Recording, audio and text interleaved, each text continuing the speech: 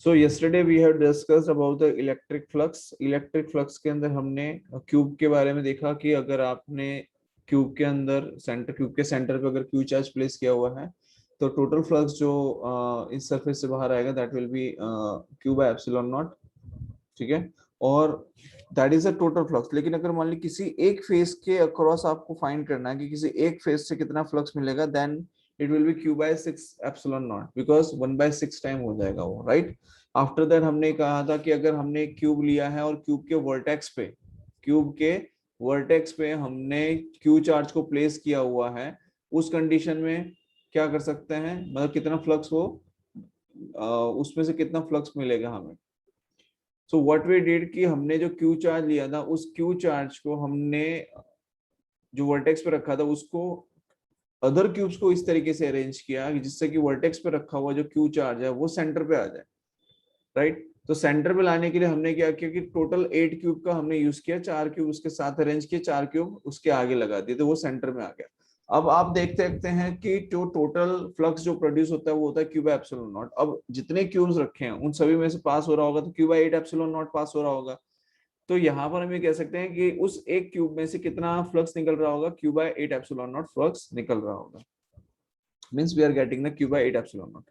After that हमने यहाँ पर डिस्कस किया था कि फेसेस के थ्रू अब जो हमने वर्टेक्स पे चार्ज क्यू रखा है उसी कंडीशन के अंदर अगर आप देखें कि क्यू बाय 8 एप्सिलॉन नॉट हमने लिया फ्लक्स टू द क्यूब। अब फेसेस के अराउंड देखा तो जहां पर आपने चार्ज प्लेस किया है, जहां पर आपने चार्ज को प्लेस किया है उस चार्ज के टेंजेंट्स पे, मतलब जो चार्ज प्लेस किया उसकी जो साइड्स हैं, जो फेसेस हैं, जो उस चार्ज के कांटेक्ट में आ रहे होंगे उन सभी फेसेस पे आपको फ्लक्स क्या मिल रहा होगा, जीरो मिल रहा होगा। बिकॉज वो क्या है, या तो उसके टेंजेंशियली होते हैं या तो उसके पैरेलल होते हैं, हम इस कह सकते हैं। तो वहां पे वो फ्लक्स इलेक्ट्रिक फील्ड लाइन जो है उस सरफेस को कट नहीं कर रही है, तो we can not consider it in a electric flux, ठीक है। तो रिमेनिंग जो रहती हैं, 3 साइड्स रिमेनिंग रहती हैं। सो बिकॉज ऑफ दैट जो फ्लक्स निकलता है उन किसी भी एक साइड में से, बिकॉज 3 तो ब्लॉक हो गई तो 3 का तो कोई मतलब है नहीं, तो 3 ही बची हमारे काम के लिए। तो क्यू बाय 24 एप्सिलॉन नॉट वहां पर आपका किसी एक फेज के थ्रू फ्लक्स मिलता है। यहां तक क्लियर है सभी को?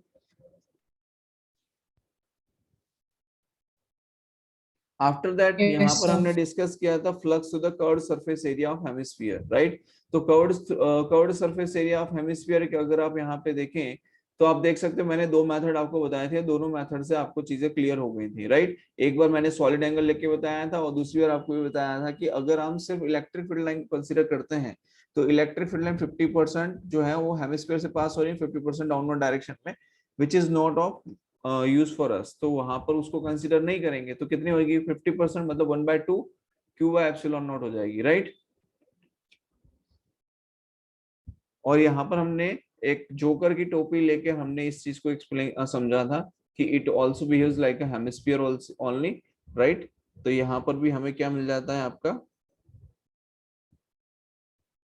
इलेक्ट्रिक फ्लक्स कुछ इस तरीके से मिल जाएगा, राइट। तो ये हमने कल डिस्कस किया था, अब हम इससे आगे बढ़ेंगे। Now let's talk about the flux through any closed surface, ठीक है। तो जब आप flux through any close surface की हम बात करते हैं, flux through any closed surface,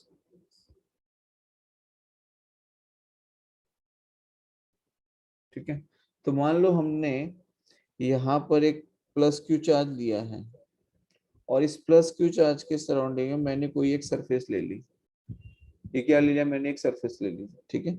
और ये जो प्लस क्यू चार्ज है, इस प्लस क्यू चार्ज में से बेटा क्या निकल रही होगी, इलेक्ट्रिक फील्ड लाइन निकल रही होगी। तो इलेक्ट्रिक फील्ड लाइन इस तरीके से सभी डायरेक्शन में मूव कर रही होगी, राइट। यस और नो,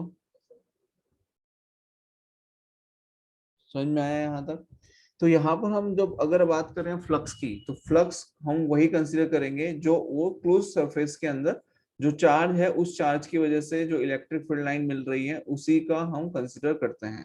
तो अगर हम देखें flux through the close surface,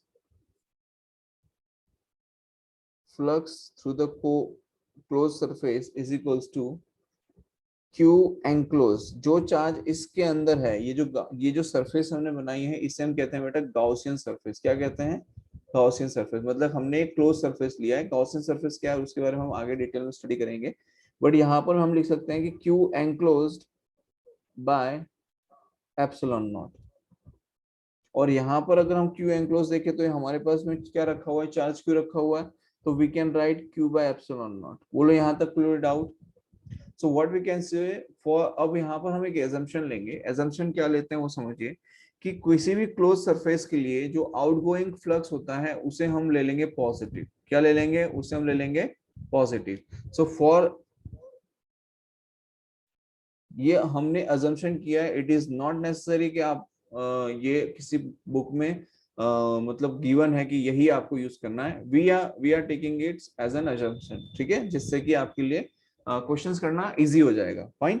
so now we can say for close surface, for close surface outgoing flux is assume to be positive. हमने आउटगोइंग फ्लक्स जो है उसको हमने क्या कंसिडर कर लिया है? पॉजिटिव। तो outgoing flux is assumed, outgoing flux is assumed assumed to be positive, ठीक है। और जो इनकमिंग फ्लक्स है उसे हम क्या ले लेंगे बेटा? इनकमिंग फ्लक्स को क्या ले लेंगे? इनकमिंग फ्लक्स क्या लेंगे बताओ? Is assume negative. नेगेटिव। बोलो यहाँ तक क्लियर है? ठीक है। अब आप समझिए यहाँ पर कि जैसे प्लस हमने यहाँ पर दो चार्जेस लिए हैं। एक चार्ज हमने ले लिया यहाँ पर बेटा +2q, और एक हमने चार्ज ले लिया -q। ये दो चार्ज हमने यहाँ पर लिए और उसके सराउंडिंग में एक हमने ये सरफेस कंसिडर कर ली। तो ठीक ही बना लेते हैं, इस तरीके से एक क्लोज सरफेस हम ले लेते हैं, ठीक है। अब ये जो क्लोज सरफेस लिए इसमें आप देख सकते हैं कि +2q चार्ज है, तो +2q चार्ज है मतलब कि उसकी जो इलेक्ट्रिक फील्ड लाइन है it will come radially outward direction में, और -q की कैसी आएगी? इनवर्ड डायरेक्शन में। तो जब आप यहाँ पे टोटल फ्लक्स अगर कंसिडर करेंगे तो चार्ज एंक्लोज कितना होगा? 2q -q। तो what we can say total flux is equals to 2q by epsilon naught. हमें इलेक्ट्रिक इसका मिलेगा फ्लक्स, और -q की वजह से हम क्या लिख सकते हैं? सो यहाँ पर क्या हो जाएगा कि जैसे +2q चार्ज की अगर हम यहाँ पे बात कर रहे हैं तो फॉर +2q चार्ज हमें क्या मिल रहा है? 2q बाय एप्सिलॉन नॉट, और -q की वजह से क्या मिल रहा होगा? -q bye epsilon naught. तो 2q by epsilon not -q by epsilon मतलब नेट फ्लक्स कितना आ जाएगा? Total flux q bye epsilon not आएगा फॉर दिस, राइट? यस और नो? क्योंकि +2q की वजह से बाहर जा रहा है, -q की वजह से अंदर आया, तो +2q को हमने पॉजिटिव लिया है, -q को हमने नेगेटिव लिया। तो नेट फ्लक्स जब आप निकालते हैं क्लोज सरफेस में तो आपको क्या मिल रहा है? q बाय एप्सिलॉन मिल रहा है यहाँ पर। वो लोग क्लियर है यहाँ पर? अगर यहाँ पर सपोज मान लीजिए कि ये जो +2q लिखा है, ठीक है, मान लो मैं एक और केस कंसीडर कर लेता हूँ यहाँ पर। अगर यहाँ पर सपोज मान लीजिए +2q -5q एंड +q, अगर ये होता मान लीजिए, ठीक है, तो टोटल फ्लक्स क्या लिखते बेटा? टोटल फ्लक्स क्या आता है इस कंडीशन में? 2q by epsilon not -5q bye epsilon not plus q bye epsilon naught. तो 2q by epsilon not plus q bye epsilon naught, तो 3q bye epsilon not and 3q bye epsilon not -5q, तो -2q by epsilon not आएगा क्या? Total flux क्या आ जाएगा बेटा? समझ में आ रहा है सभी को? क्या समझ में आ रहा है Yes, sir. सभी को? Yes sir. Okay fine. Yes, sir. अब मान लीजिए यहाँ पर सपोज एक छोटा सा एग्जांपल से हम समझते हैं इसे, कि यहाँ पर हमने एक +q चार्ज ले लिया सपोज, और यहाँ पर हमने एक इनफाइनाइट प्लेन शीट ले ली है। क्या ले लिए? Infinite plane sheet. सपोज यहाँ पर मैंने एक इनफाइनाइट प्लेन शीट ले ली,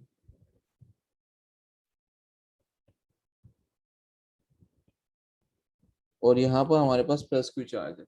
अब क्वेश्चन ये है कि flux passes through the infinite plane sheet आपको निकालना है। क्या निकालना है?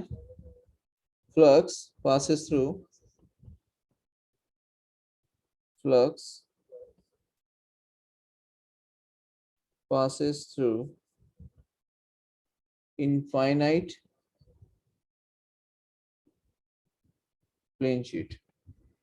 ठीक है, तो आप समझिए सबसे पहले कि प्लस क्यू चार्ज की वजह से आपको निकालना है, और मान लीजिए आपने यहाँ पे इनफाइनाइट प्लेन शीट ली है, तो प्लस क्यू चार्ज से सपोज ये अगर मैं यहाँ पर लूँ, ये प्लस क्यू चार्ज है और यहाँ से डी दूरी पर हमें यहाँ पर आपको क्या निकालना है? ये डी डिस्टेंस पे यहाँ पर कोई इनफाइनाइट प्लेन शीट कंसीडर की हुई है, ठीक है, and you need to find out flux. तो फ्लक्स निकालने के लिए क्या करेंगे? तो आप देख सकते हैं यहाँ पर कि हमारे पास में एक फॉर्मूला था जो मैंने आपको पहले सिखाया था। वो फॉर्मूला क्या है कि flux phi is equals to, flux phi is equals to Q by 2 epsilon naught into 1 minus cos theta. ये फॉर्मूला था हमारे पास में, यस और नो? करवाया था ये। अब यहाँ पर जो थीटा है, अगर आप देखें यहाँ पर ये इनफाइनाइट है, तो ये एंगल कितना आ रहा होगा? 90 आ रहा होगा। ये एंगल कितना आ रहा होगा? 90 आ रहा होगा, यस और नो? Yes sir. तो phi is equals to Q by 2 epsilon not into 1 minus cos 90। Cos 90 की वैल्यू क्या होती है? 0। तो आपको फाइनल आंसर क्या आ जाएगा? Phi is equals to Q by 2 epsilon naught is your final answer. बोलो, यहां तक समझ में आई बात? अब इससे आगे देखो, नेक्स्ट है गॉस थ्योरम और गॉस लॉ, जो आपकी बोर्ड एग्जाम के लिए भी काफी ज्यादा इंपॉर्टेंट है, ठीक सर है। आपने वो फॉर्मूला आपने वो बताई वो ये फॉर्मूला आप याद रखिएगा, ठीक है।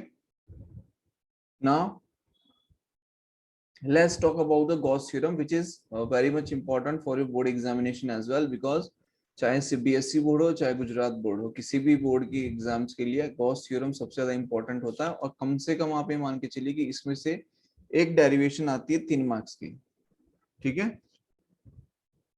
तो इसको थोड़ा सा ध्यान से देखिएगा। गॉस थ्योरम या फिर हम इसे कहते हैं गॉस लॉ, गॉस थ्योरम,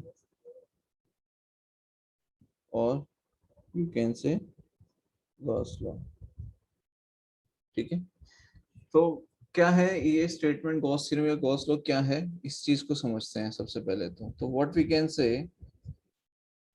देखो ऑलमोस्ट सारी चीजें हम समझ चुके हैं, ठीक है, कि क्लोज सरफेस क्या होती है, चार्ज एनक्लोज क्या है, वो सब चीजें हम देख चुके हैं। बस वही चीज को हमें थोड़ा सा प्रॉपर फॉर्मेट में मेंशन करना है यहाँ पर, that is your Gauss theorem. तो what we can say, flux through any close surface, ध्यान रखिएगा ये पूछा भी जाता है, ठीक है।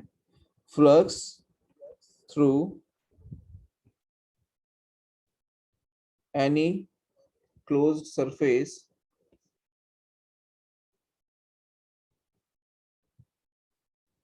is equal to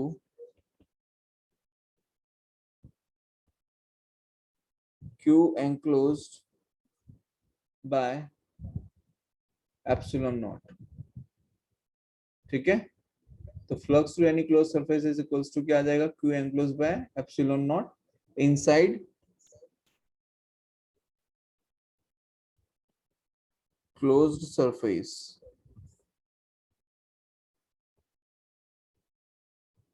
inside closed surface, ठीक है। और क्लोज सरफेस बेसिकली क्या है? तो we can say close surface integral of electric field, closed surface integral of electric field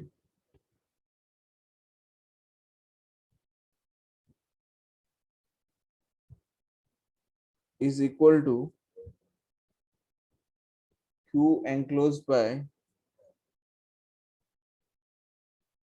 epsilon naught, ठीक है। अब ये जो गॉस थ्योरम है या जिसे हमने गॉस लॉ कहा है, बेसिकली इसका क्या यूज है? तो what we can say, it is the method to find out electric field due to any system of charge in space around it. जैसे हमने अभी तक कुलम्स लॉ का यूज करके डिफरेंट वेरिएशंस, मतलब हमने क्या किया था, इलेक्ट्रिक फील्ड फाइंड की थी डिफरेंट डिफरेंट थिंग्स के लिए, मतलब कि रिंग के लिए, स्फीयर के लिए, राइट, या फिर इनफाइनाइट लेंथ के वायर के लिए हमने क्या फाइंड किया था, पॉइंट चार्ज के लिए हमने इलेक्ट्रिक फील्ड फाइंड की थी. Similarly with the elf with the, वो हमने कूलम्स लॉ का यूज किया था, राइट. बट यहाँ पर हम किसका यूज करेंगे, we are going to use Gauss theorem और Gauss law, with the help of which we can determine the electric field. ठीक है, तो सेम ही चीज है, सेम ही आंसर आएगा, लेकिन मेथड अलग होगा. So let's talk first of all about Gaussian surface. सबसे पहले बात करते हैं कि गॉसियन सरफेस क्या होता है.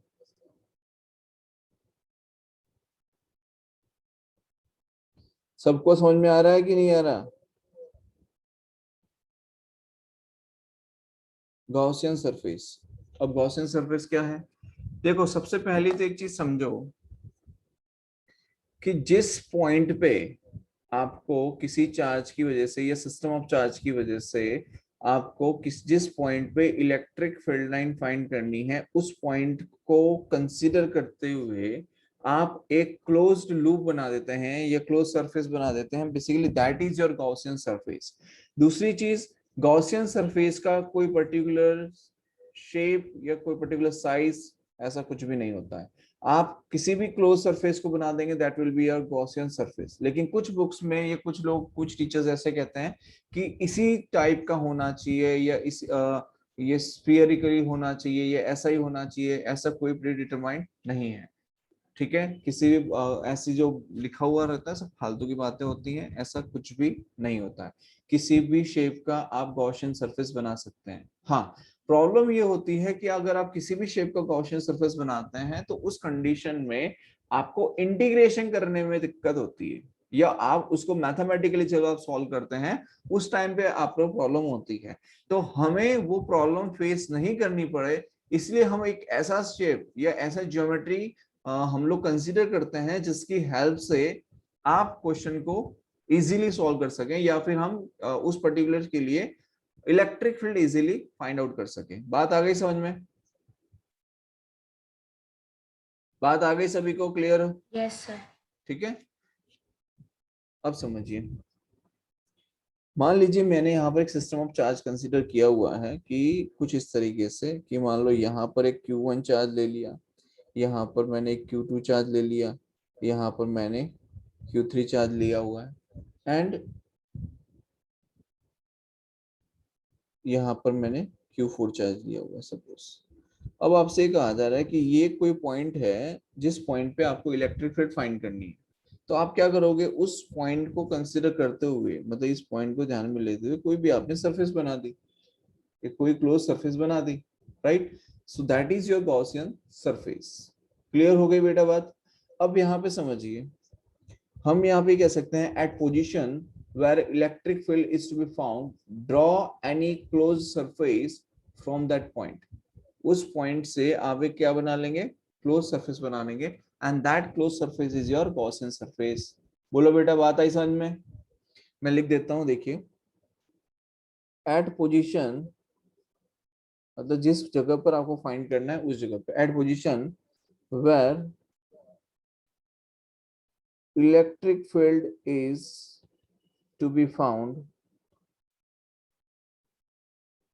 draw any closed surface, draw any closed surface from that point such that,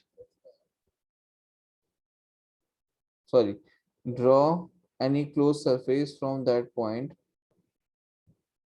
such closed surface, such closed surface is called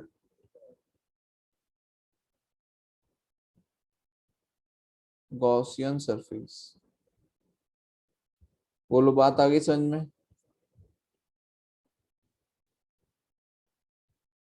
समझ में आया सभी को? यस और नो? Yes sir. ठीक है।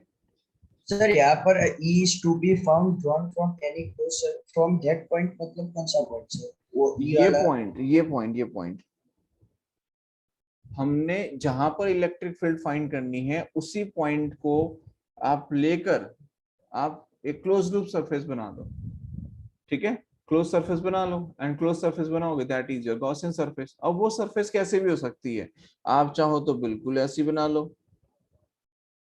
ठीक है, उसका कोई पर्टिकुलर शेप हो ऐसा जरूरी नहीं है, बट हम पर्टिकुलर शेप इसीलिए लेते हैं, जरूरी नहीं है बट हम इसलिए लेते हैं या हम इसलिए कंसीडर करते हैं सो अकॉर्डिंगली हमारे पास उसकी जो मैथमेटिकल कैलकुलेशन है वो करना इजी हो जाए। बात आई समझ में? अब यहाँ पर एक चीज समझो कि जो पॉइंट P है जहां पर हमें क्या फाइंड करना है, इलेक्ट्रिक फील्ड फाइंड करनी है। तो अब आप मुझे बताओ कि यहाँ पर पॉइंट P पे क्या Q1 Q2 and minus Q3 की वजह से ही इलेक्ट्रिक फील्ड मिलेगी या Q4 की वजह से भी इलेक्ट्रिक फील्ड मिलेगी? क्या आपको यहाँ पर पॉइंट P पे जो इलेक्ट्रिक फील्ड मिलेगी क्या वो Q1 Q2 and minus Q3 की वजह से मिलेगी या Q4 की वजह से मिलेगी या दोनों की वजह से मिलेगी? जल्दी बताइए। ये जो गॉसियन सरफेस पे हमने पॉइंट P लिया हुआ है उस पॉइंट P पे जो इलेक्ट्रिक फील्ड मिलेगी वो जो चार्ज अंदर रखा हुआ है सिर्फ उसकी वजह से मिल रही है, ये जो चार्ज गॉसियन सरफेस के बाहर है उसकी वजह से भी मिल रही है? मैं ये पूछ रहा हूँ, समझ में आ रहा है सभी को?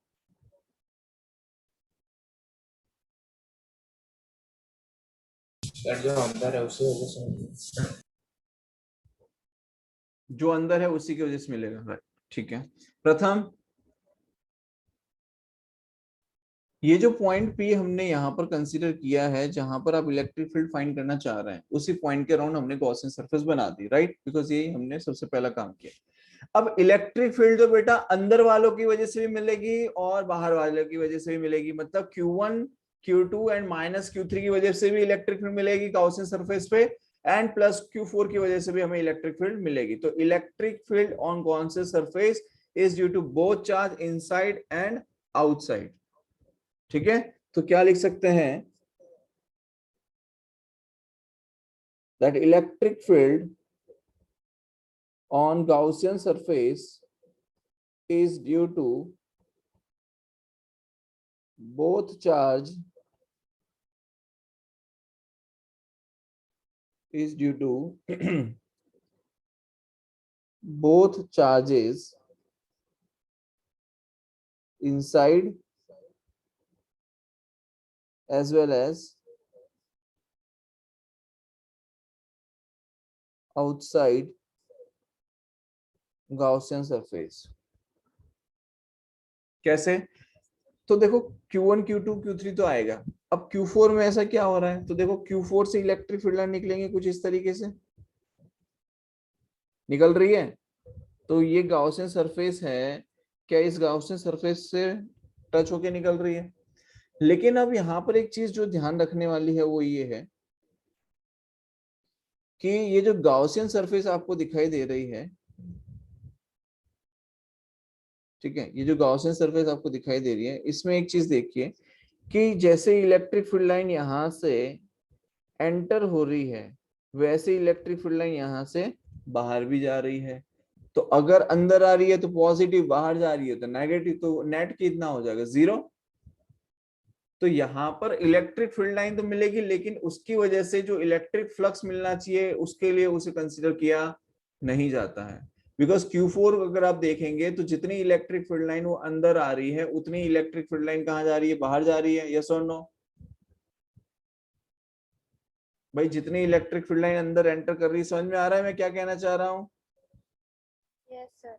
जितनी इलेक्ट्रिक फील्ड लाइन बेटा मैं कह रहा हूँ कि अंदर एंटर हो रही है उतनी ही इलेक्ट्रिक फील्ड लाइन बाहर जा रही है। दैट मीन्स यहाँ पर नेट अगर आप कंसीडर करेंगे तो it will B 0, right, because flux की कंडीशन में क्या होता है कि फ्लक्स के अंदर ये कहा जाता है कि number of field line passing through the surface, तो यहाँ पर जितनी एंटर करी उतनी एग्जिट करी तो नेट तो 0 हो गया। इसलिए यहां पर जब हम फ्लक्स की बात करेंगे, किसकी बात करेंगे, फ्लक्स की, तो फ्लक्स के केस के अंदर सिर्फ और सिर्फ वही चार्ज की इलेक्ट्रिक फील्ड लाइन कंसीडर की जाएंगी which is in the Gaussian surface. Clear है बेटा, समझ में आ रहा है? Yes, sir. तो यहां पर हम ये कह सकते हैं that Q4 charge will not contribute for Q4 charge will not contribute in net electric flux as the field enters and exit from the Gaussian surface. समझ में आ गया?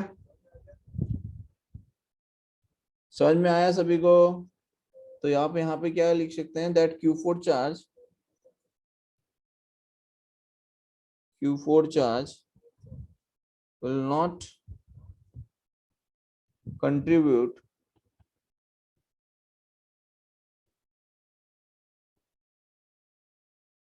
in net electric flux as the electric field lines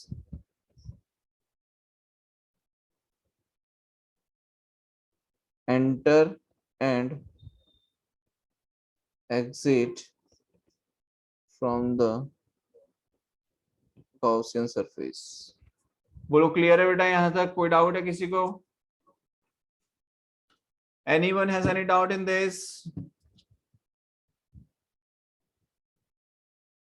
No, sir.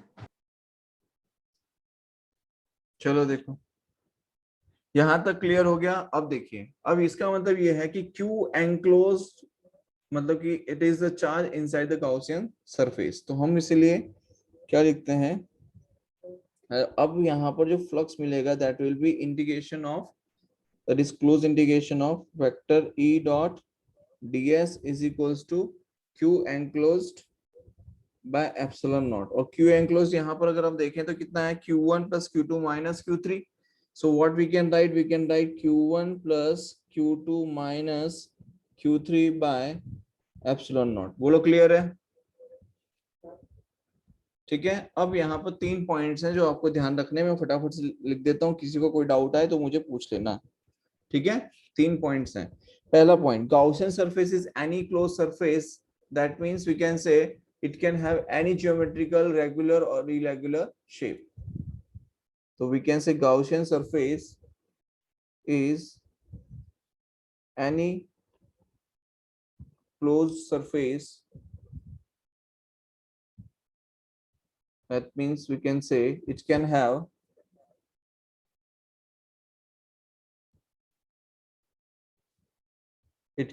any geometrical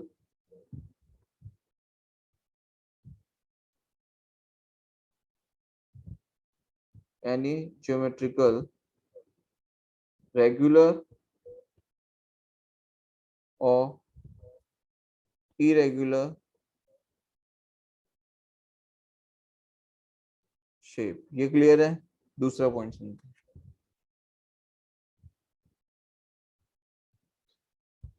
अब electric field line मतलब जो electric field हम calculate कर रहे हैं, that electric field can B calculate for any type of charge system whether it is finite और infinite, symmetrical और asymmetrical. किसी भी तरीके का चार्ज डिस्ट्रीब्यूशन आपको गिवन है उसके लिए हम ये बेटा इलेक्ट्रिक फील्ड लाइन क्या कर सकते हैं, फाइंड कर सकते हैं। ठीक है, तो समझिए what we can say, electric field can be calculated for any type of system of charge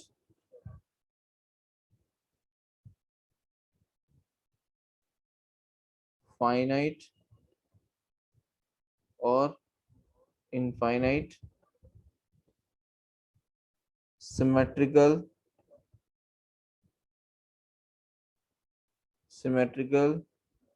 और asymmetrical। ठीक है, ये 2 पॉइंट्स क्लियर है सभी को? तीसरा पॉइंट देखिए, अब जैसे मान लो किसी ने कहा कि सर जो गाउसियन सरफेस ली है उसी गाउसियन सरफेस के ऊपर अगर हमने चार्ज रखा हुआ है तो क्या उसकी इलेक्ट्रिक फील्ड लाइन कंसीडर की जाएंगी? तो ध्यान रखना कि किसी भी सिस्टम ऑफ चार्ज के लिए अगर आपने गाउसियन सरफेस पे अगर कोई चार्ज है तो उसे आप कंसीडर नहीं करेंगे। समझ में आया बेटा?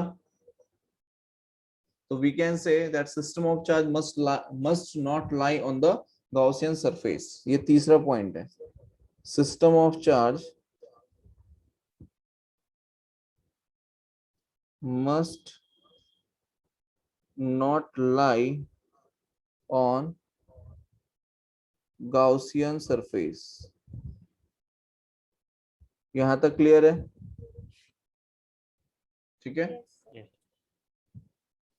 अब न्यूमेरिकल पॉइंट ऑफ व्यू से क्या चीजें हैं जिसका आपको ध्यान रखना है for the point of view, numerical point of view से।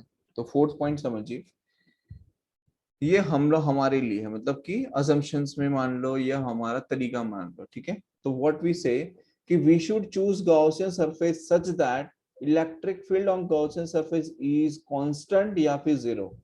हमें इस तरीके से गॉसियन सरफेस को चूज करना है जिससे कि इलेक्ट्रिक फील्ड कांस्टेंट हो या फिर इलेक्ट्रिक फील्ड जीरो हो। तो we can say we should choose Gaussian surface such that electric field on Gaussian surface is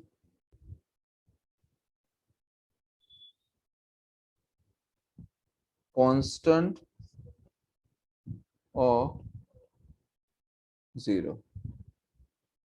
last point समझिए। अब यहाँ पर जो इलेक्ट्रिक फील्ड लेंगे बेटा, वो इलेक्ट्रिक फील्ड आपको इस तरीके से लेनी है that should be Gaussian surface से जो इलेक्ट्रिक फील्ड हम कंसीडर कर रहे हैं या तो वो परपेंडिकुलर होनी चाहिए या तो उसके टेंजेंट पे आनी चाहिए, ठीक है। तो what we can say electric field should be perpendicular to the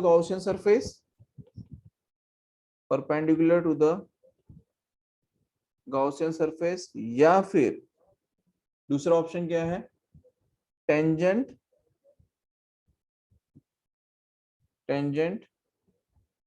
to the Gaussian surface। बोलो यहां तक बात क्लियर है? यहां तक सबको समझ में आया? Yes sir. भाई नाराज हो गए हो क्या कोई तुम लोग? कैसे बोल दिया करो यार, थोड़ा सा हम थोड़ा सा मोटिवेट हो जाते हैं आपकी आवाज सुन के। हाँ, बोल दिया करो कि सर आ रहा है नहीं आ रहा जो भी। चलिए स्टार्ट करते हैं नेक्स्ट। अब बेटा यहाँ से हम लोगों ने स्टार्ट कर रहे हैं गॉस थ्योरम की application. So we can say application of Gauss theorem और गॉस लॉ, ठीक है। तो उसमें सबसे पहली एप्लीकेशन अगर हम देखें तो सबसे पहले हमें तो क्या करना है, electric field due to a point charge निकालना है। सबसे पहले क्या करना है, electric field due to a point charge, ठीक है। यहाँ से थोड़ी सी स्पीड बढ़ाऊंगा मैं, जिसको समझ में नहीं आए आपको खुद बोलना रहेगा, अब मैं बार बार नहीं पूछूंगा, ओके। जहां नहीं समझ में आए बेटा पूछ लेना, ओके ना। चलिए देखिए, so first of all electric field due to a point charge.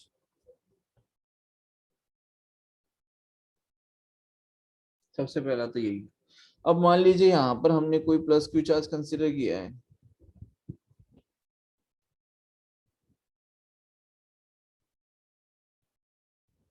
ठीक है।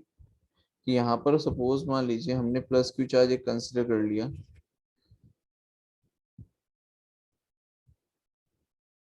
यहाँ पर हमने प्लस क्यू चार्ज कंसीडर कर लिया और यहाँ पर इससे आर डिस्टेंस पे कोई पॉइंट पी कंसीडर किया है और इस पॉइंट पी पे आपको क्या फाइंड करना है, इलेक्ट्रिक फील्ड फाइंड करनी है। तो आप क्या करेंगे बताओ बताओ बताओ जल्दी बताओ। सबसे पहला काम क्या होता है कि जहां पर आपको इलेक्ट्रिक फील्ड फाइंड करनी है उसके क्या कर देना चाहिए, गॉसियन सरफेस। तो ये एक बना ली गॉसियन सरफेस, बन गई, ठीक है। अब आप समझिए यहाँ पर आगे की कहानी। क्या कहते हैं कि यहाँ पर अगर आप देखें तो प्लस क्यू चार्ज की वजह से इस पॉइंट पे, इस पॉइंट पे, इस पॉइंट पे, किसी भी पॉइंट पे अगर आप इलेक्ट्रिक फील्ड देखेंगे तो क्या यूनिफॉर्म इलेक्ट्रिक फील्ड मिल रही होगी, यस और नो, राइट। तो यहाँ पर हमने क्या किया कि हमने, ये आपकी इलेक्ट्रिक फील्ड मिल रही है कुछ इस तरीके से, मान लीजिए सपोज ये आपकी इलेक्ट्रिक फील्ड हो गई। अब यहाँ पर क्या हो रहा है बेटा कि यहाँ पर आपने एक एरिया एलिमेंट लिया, क्या ले लिया, इसका एक डीएस एलिमेंट भी तो लेना पड़ेगा, ठीक है। सपोज मान लीजिए, मैं आपको बताता हूँ, इससे बताऊं, जस्ट अ मिनट। मोबाइल दिख रहा है सभी को, राइट। तो ये मान लो कि ये जो मोबाइल है इसका ये जो सरफेस एरिया है, मान लो ये हमने एक एरिया एलिमेंट ले लिया इसका डीएस, और इसका जो हम एरिया वेक्टर लेते हो कैसा आएगा, इससे परपेंडिकुलर आएगा कुछ इस डायरेक्शन में, मतलब it should be something like this. समझ में आ रहा है सभी को, Yes, sir.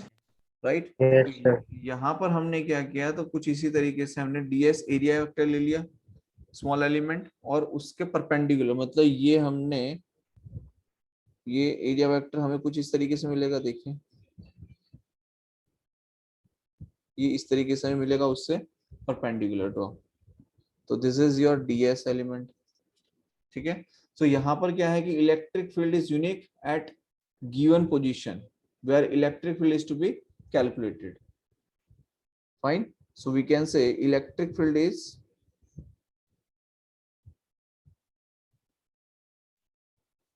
यहाँ लिख देता हूँ, electric field is unique at given position where electric field is to be calculated, ठीक। अब यहाँ पे एक चीज समझो आगे। अब आपने यहाँ पे जो डीएस वेक्टर लिया है, मैं इसको थोड़ा सा बताता हूँ कैसे हम इसको एलिमेंट इसका कैसे लिया जाता है, ठीक है। तो फॉर एग्जांपल मान लो कि ये हमने कोई डीएस वेक्टर ले लिया, मतलब इसका हमने इस तरीके से, मान लीजिए सपोज ये आपका डीएस हो गया,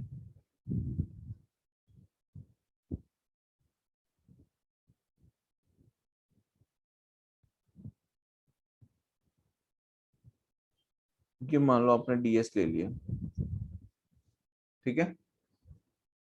अब आप समझिए कि अगर इसका यहाँ पे ये एंगल कितना हो जाएगा, 90, ये एंगल कितना हो जाएगा 90, और ये एंगल कितना हो जाएगा 90। अगर देखो यहाँ पर हमने क्या किया है, ये हमने थीटा वेक्टर लिया, इसको थोड़ा सा मैं बड़ा बना देता हूँ ताकि आपको समझ में आ जाए इजीली। ये डीएस,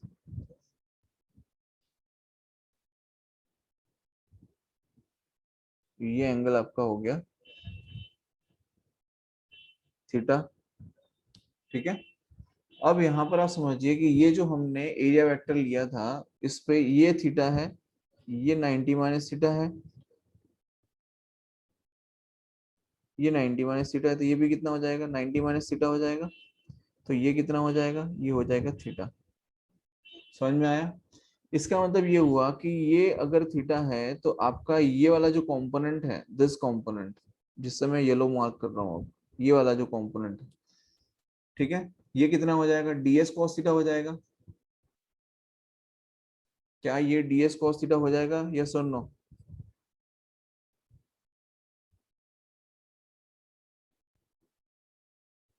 सर वापिस से समझाओ ना। कि ये हमने ये हमारा एरिया एरिया वेक्टर है, दिस इज योर डीएस, जो कि हमने परपेंडिकुलर लिया हुआ है, दिस इज योर डीएस, और ये एंगल बन रहा है थीटा इसके साथ में, ठीक है। अब मैं ये कह रहा हूँ बेटा कि अगर ये एंगल थीटा बन रहा है, तो अब समझिए कि दिस एंड दिस, ये एंगल आपका 90 है कि नहीं? पहले बताओ, क्या ये आपका एंगल 90 है? Yes, sir. Yes. ये 90 माइनस थीटा हो जाएगा, ये 90 माइनस थीटा, तो ये भी 90 माइनस थीटा होगा, और ये कितना होगा? ये थीटा हो जाएगा। ठीक है। Yes sir. अब ये एंगल थीटा है और ये आपका डीएस है, दिस इज योर डीएस। ये जो आपको दिखाई दे रहा है, दिस इज योर हाइपोटेनियस, वो आपका डीएस है। तो ये आपका कितना हो जाएगा? परपेंडिकुलर जो ले रहा हूं मैं, ये डीएस cos थीटा हो जाएगा। इसका मतलब जो इलेक्ट्रिक फील्ड लाइन जा रही है वो क्या इसमें से कुछ इस तरीके से पास हो रही होंगी, डीएस cos थीटा में से हो रही होंगी? यस और नो? Yes, sir. तो same Yes. Electric field line क्या इसी में से पास हो रही होंगी? तो ये जो हमने प्लेन लिया, जो डीएस एलिमेंट लिया, उसका जो प्लेन कंसीडर किया है, क्या उसको मैंने यहाँ पर डीएस cos थीटा से रिप्रेजेंट किया है, थीटा एंगल लेके? यस और नो?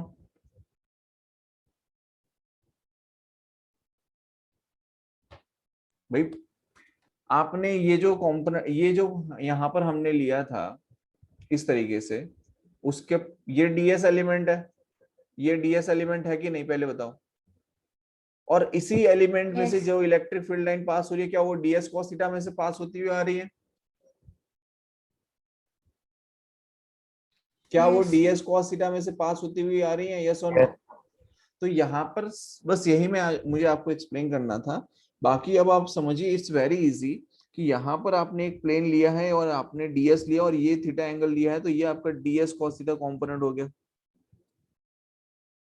ये तो पढ़ा है वेक्टर्स के अंदर, डीएस cos थीटा कॉम्पोनेंट लेना, राइट? अब आगे की कहानी समझो यहाँ से। अब हम यहाँ पे क्या लिख सकते हैं? Close integration of vector E dot D s is equals to क्या लिख सकते हैं? Q enclosed by epsilon not. क्या लिख सकते हैं? Q enclosed by epsilon not. अब आप समझिए कि यहाँ पर vector E dot D s जो है वो आपका क्या हो रहा है? It is E d s cos theta हो रहा है। ये आपका क्या हो रहा है? E d s cos theta हो रहा है। यस और नो? एंड यहाँ पर क्यू एंक्लोज, तो चार्ज इसके अंदर कितना चार्ज है? क्यू चार्ज है। ये जो गॉसियन सरफेस हमने एंक्लोज किया है उसमें कितना चार्ज आ रहा है? क्यू चार्ज आ रहा है। So we have taken here Q by epsilon naught, right? अब आप समझिए यहाँ पर ये जो इलेक्ट्रिक फील्ड है, क्या ये तो यूनिफॉर्म होगा हर जगह पे? तो इसको हमने बाहर ले लिया, integration of ds cos theta is equals to Q by epsilon not. अब आप एक चीज समझिए कि ये जो ds cos थीटा लिया है, क्या ऐसा ही हर जगह ds cos theta ds cos theta ds cos theta ds cos theta हमें लेना पड़ेगा? यस और नो? राइट? तभी आप पूरी गॉसियन सरफेस को इंटीग्रेट कर पाओगे ds cos थीटा। तो यहाँ पर हमने क्या किया कि ये जो q चार्ज लिया है वो यहाँ से जो पॉइंट P है उससे कितनी दूरी पे है? r डिस्टेंस पे है। तो मैंने यहाँ पर उससे क्या किया है? r² से डिवाइड कर दिया दोनों साइड। ठीक है। अब आप याद रखिए कि कल हमने, अब आप याद कीजिए कल हमने डिस्कस किया था कि किसी भी पॉइंट चार्ज के सराउंडिंग में अगर आपको क्या फाइंड करना होता है? Solid angle. Solid angle in the sense, देखिए यहाँ आप यहाँ पे समझिए कि ये जो प्लस क्यू चार्ज लिया है बेटा, इस प्लस क्यू से अगर हम देखें यहाँ पर, तो क्या कुछ इस तरीके से हमें फील्ड लाइंस जाती हुई दिख रही हैं। और यहाँ पर अगर आप देखें तो क्या यहाँ पर कोई आपको एंगल दिखाई दे रहा है? D omega, solid angle. Yes और नो? क्या डी ओमेगा सॉलिड एंगल हो जाएगा यहाँ पर? तो जो ds cos theta upon r² लिखा है, क्या उसकी जगह हम डी ओमेगा से रिप्रेजेंट कर सकते हैं? बिकॉज डी ओमेगा क्या होता है? Surface area, surface upon r², मतलब ds बाय r² होता है। यस और no? Yes, Yes, sir. sir. D omega क्या होता है? ds अपॉन r² होता है। तो यहाँ पर हमने क्या किया? ये ds cos theta by r² को हम किससे रिप्लेस कर सकते हैं? We can replace it with the help of D omega. तो यहाँ पे आएगा e close integration of D omega is equals to Q by epsilon naught into r²। अब ये जो close integration of D omega है, बेसिकली ये क्या है? अब आप समझिए, close integration of D omega मतलब क्या हो जाएगा? ओमेगा हो जाएगा। और किसी भी पॉइंट के अराउंड में मैक्सिमम वैल्यू क्या हो सकती है ओमेगा की? 4 पाई हो सकती है। क्या हो सकती है मैक्सिमम वैल्यू बेटा? 4 पाई हो सकती है, कल डिस्कस किया था। तो यहाँ पर हम क्या लिख सकते हैं? e इंटू ये जो close integration of D omega उसको क्या हम 4 पाई से रिप्लेस कर सकते हैं? यस और नो? और ये हो Yes. जाएगा आपका cube by Yes. Epsilon not into R square. तो ये यहाँ पर आ जाएगा डिनोमिनेटर में। तो e इज इक्वल्स टू आप क्या लिख सकते हैं? आप e इज इक्वल्स टू क्या लिख सकते हैं? We can write e is equals to cube by 4 pi epsilon not into R square. बोलो यहां तक क्लियर है? और क्या आपके पास में पॉइंट चार्ज के लिए यही फॉर्मूला आता था? E is equals to K Q by R square. Yes और नो? Yes. आ गया फॉर्मूला? Yes, sir. बोलो क्लियर है यहां तक? Yes, sir. कोई डाउट Yes, यहाँ sir. पे किसी को? नहीं। नेक्स्ट देखिए, नेक्स्ट है बेटा electric field due to thin infinite straight uniformly charge wire. Next क्या है? Electric field due to infinite electric field due to infinite straight uniformly charged wire, uniformly charged wire, ठीक है? Electric field due to infinite straight uniformly charged wire. अब आप देखिए इसके लिए हमें इलेक्ट्रिक फील्ड फाइंड करनी है, तो क्या करेंगे? सबसे पहले तो हमारे पास एक infinite straight uniformly charged wire दिखा देते हैं। तो ये रहा आपका infinite uniformly charge straight wire, ठीक है?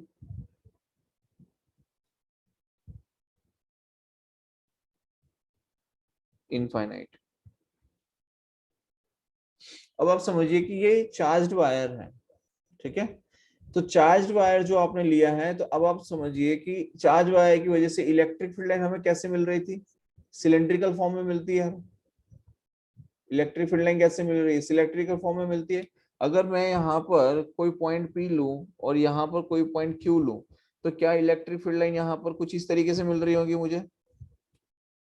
वही यहाँ पर भी इलेक्ट्रिक फील्ड लाइन इसी तरीके से मिल रही होंगी। यस और नो? Yes. Yes. इसी तरीके से मिलेगी। यस और नो? ठीक है। तो हम लोग सबसे पहले क्या करेंगे? हमें गॉसियन सरफेस बनानी पड़ेगी।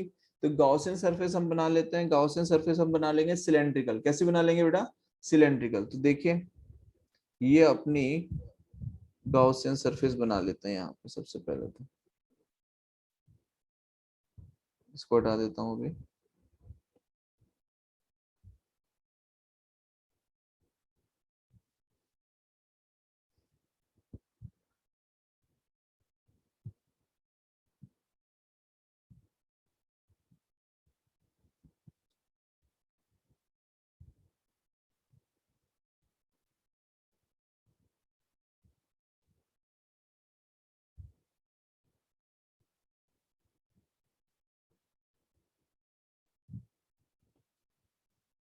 ठीक है।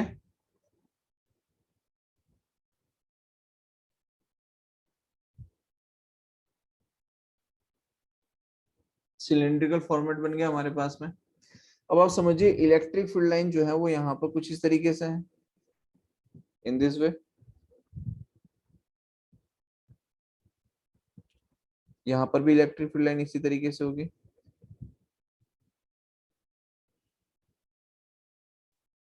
Perpendicular to the Gaussian surface या फिर टेंजेंशियल, ठीक है। अब आप समझिए यहाँ पर जो आप डीएस एलिमेंट लेंगे, मान लीजिए सपोज आपने यहाँ पर ये डीएस एलिमेंट लिया, क्या ले लिया? डीएस एलिमेंट अपने यहाँ पे ले लिया, एक एलिमेंट अपने यहाँ ले लिया। अब डीएस ये तो चलो ये आपको this is your electric field, ठीक है, and this is your DS element.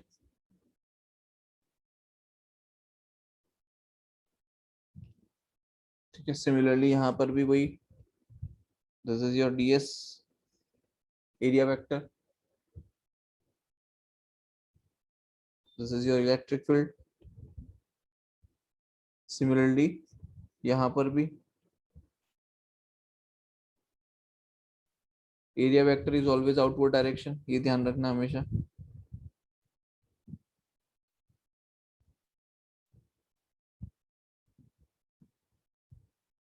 ठीक है, यहाँ तक क्लियर है सबको।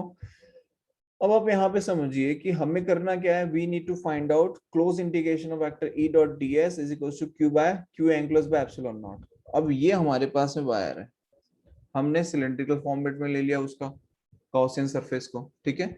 तो यहाँ पर क्या कहानी हो जाएगी देखिए, तो we can write close integration of vector E dot D s is equals to q enclosed by epsilon not, लिख सकते हैं। अब यहाँ पे जो आपने close integration of vector E dot D s किया है, तो आप यहाँ पे समझिए दो तरीके की सरफेस मिल रही है, एक कर्व्ड सरफेस है और दूसरी प्लेन सरफेस है। एक कैसी है, कर्व्ड सरफेस है, और दूसरा कैसा है, प्लेन सरफेस है। तो यहाँ पर आप देखिए कि ये जो प्लेन सरफेस आपको दिखाई दे रही है, जैसे मान लो सपोज आपने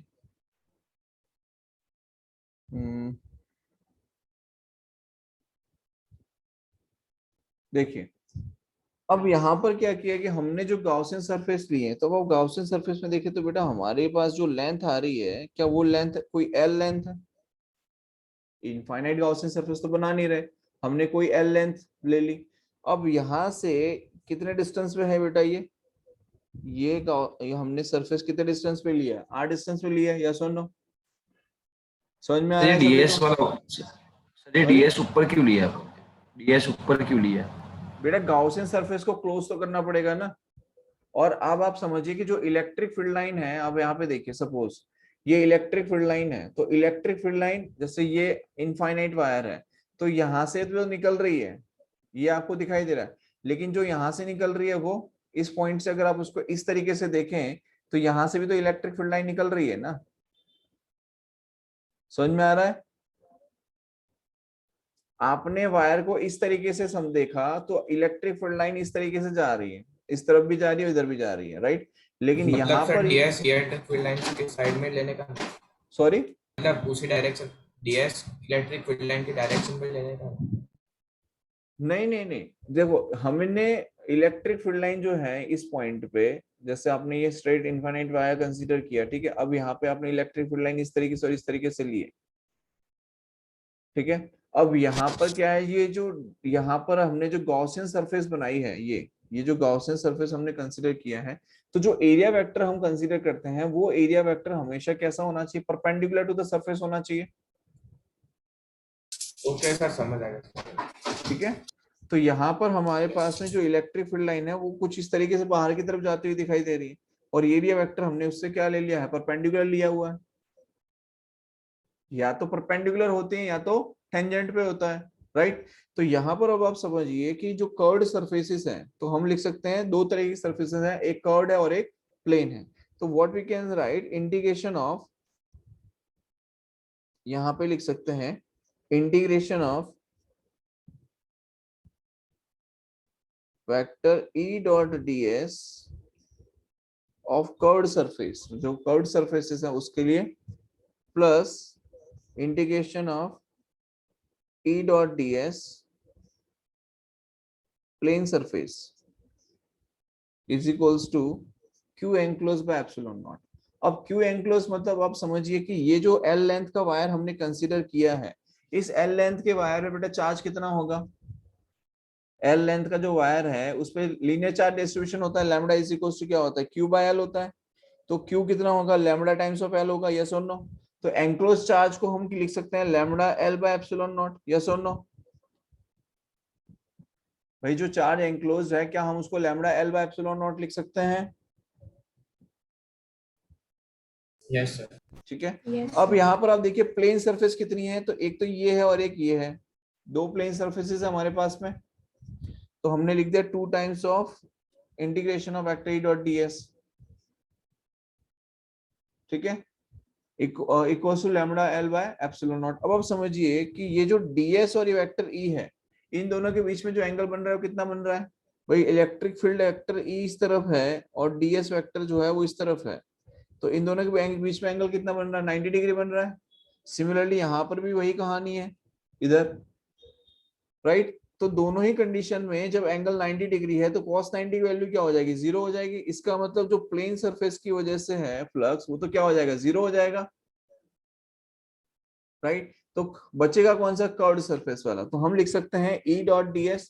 अब देखिए E और ds दोनों की जो डायरेक्शन वो सेम है। यहाँ पर ये जो कर्व्ड सरफेस हमने लिया है तो what we can say E ds cos 0 की वैल्यू क्या होती है, 1 होती है, is equals to lambda L by epsilon naught. तो हम इसे लिख सकते हैं E integration of ds E cos 0 की वैल्यू 1 हो गई, integration of ds is equals to lambda L by epsilon not. ठीक है, तो E integration of ds is equals to lambda L by epsilon naught में ये जो ds है, ds का इंटीग्रेशन क्या हो जाएगा, मतलब कि जो गॉसियन सरफेस हमने ली है सिलेंडर, उसका जो एरिया है वो कितना आ जाएगा, 2 पाई आर एल आ जाएगा। तो हम लिखेंगे E into 2 pi r into L is equals to lambda L by epsilon naught. तो L से L गया तो इलेक्ट्रिक फील्ड क्या आ जाएगी हमारे पास में, lambda by 2 pi epsilon not into R. ये क्या आ जाएगी, आपकी इलेक्ट्रिक फील्ड आ जाएगी। बोलो यहां तक क्लियर है।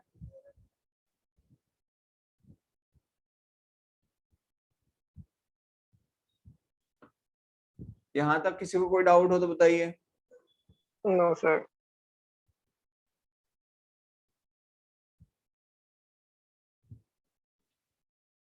नेक्स्ट देखिए तीसरा है electric field due to thin uniformly charge non conducting infinite sheet. Next क्या है, electric field due to thin uniformly charge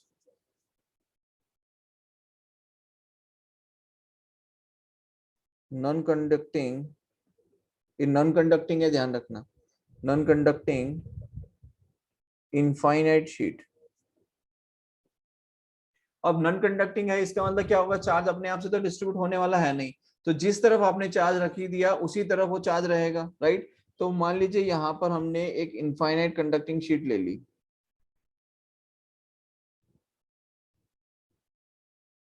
suppose ये हमारे पास में एक इनफाइनाइट कंडक्टिंग शीट हमने ले ली कुछ इस तरीके से, ठीक है, और इस पे चार्ज रखा गया है Q,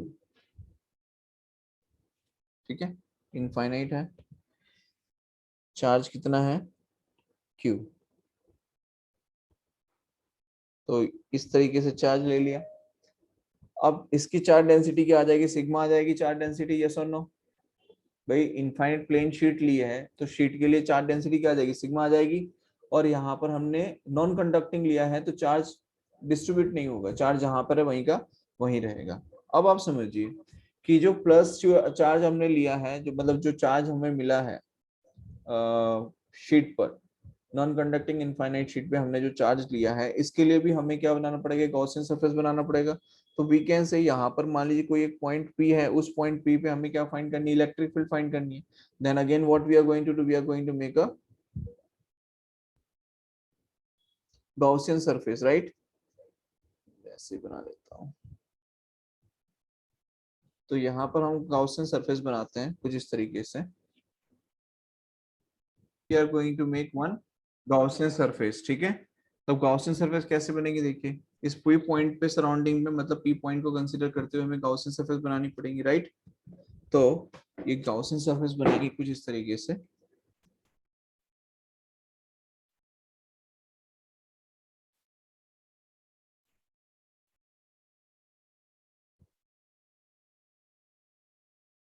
समथिंग लाइक दिस, ठीक है, समझ में आ रहा है बेटा। अब यहाँ पर आप देखिए कि जब आप इस पे एरिया वेक्टर लेंगे तो ये जो सरफेस हमने लिए है इस पे, तो इलेक्ट्रिक फील्ड की डायरेक्शन ये है vector E, and ds element इसी डायरेक्शन में लिया हुआ है। सिमिलरली यहाँ पर भी वही कहानी होगी, electric field in this direction and ds element लिया होगा इसी डायरेक्शन में, ठीक है। और यहाँ पर भी कुछ इसी तरीके से ds एलिमेंट हम लेंगे और वेक्टर ही आपका इस डायरेक्शन में रहेगा, ठीक है। अब यहाँ पर जो सरफेस चार्ज डेंसिटी वो कितनी है, सिग्मा है। तो इसका मतलब ये जो क्यू चार्ज है यहाँ पर, ये इसके अंदर जो क्यू चार्ज आपको मिल रहा होगा वो चार्ज कितना मिल रहा होगा बेटा, sigma Q, sigma is equal क्या होता है, Q by surface area. Sigma is equal क्या होता है, क्यू बाय सरफेस एरिया। तो क्यू कितना हो जाएगा, क्यू एंक्लोज कितना आ जाएगा, क्यू एंक्लोज कितना आएगा बेटा। सो यहाँ पर अब क्या हो जाएगा, close integration of, we will say close integration of vector E dot ds is equals to क्या होता है, q enclosed by epsilon naught, right। अब यहाँ पर आप समझिए कि जो प्लेन सरफेस है, ठीक है, एंड कर्व्ड सरफेसेस, तो we can right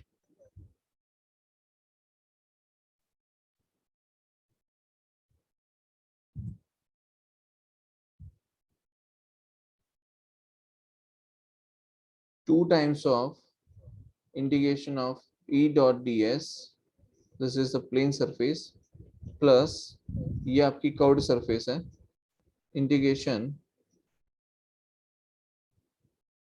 curved surface vector E dot ds equals to Q enclose कितना है, तो sigma into S by epsilon not, ठीक है। अब E dot ds plane surface है तो E ds cos 0, तो cos 0 वैल्यू 1 हो जाएगी, तो अगेन ये हो जाएगा E डॉट s, और ये वाला जो पार्ट है कर्व्ड सरफेस वाला वो पार्ट हो जाएगा 0। तो हम लिख सकते हैं E यूनिफॉर्म है उसको बाहर ले लो, integration of ds is equals to sigma s by epsilon not, ठीक है।